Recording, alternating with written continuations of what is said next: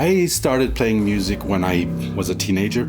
Like so many people from my generation, late nights lying in bed listening to radio, listening to FM radio, and suddenly you hear this amazing stuff and you're like, wow, what is this? I don't even understand it. It's blowing my mind.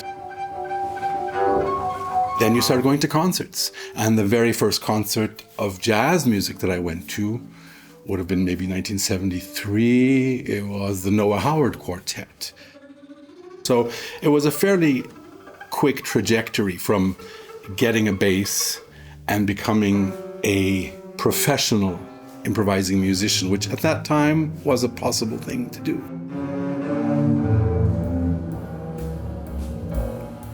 We will be bringing a series back that existed from the late 80s to 2014.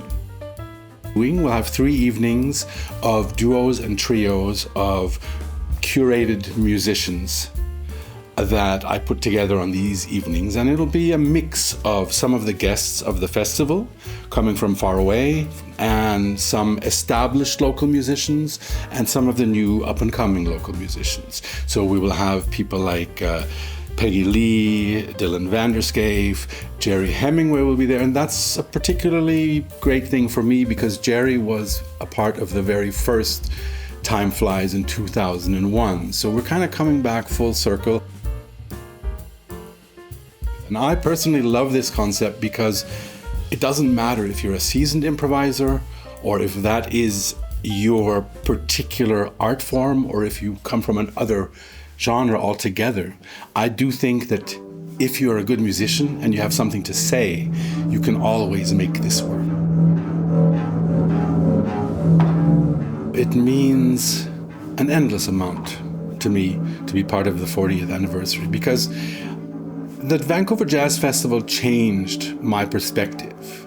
Coming from the European scene, it was very competitive. People weren't friendly. That is something that happened later. And you know, I have to say, I would attribute this in large part to Ken Pickering. When I got here in 2001, it was a mind blower for me to see what we now, call inclusivity and the warm-heartedness of the musicians, the supportiveness of the musicians among each other. This was the first festival of its kind that I came to where I experienced something like that, and it was magical.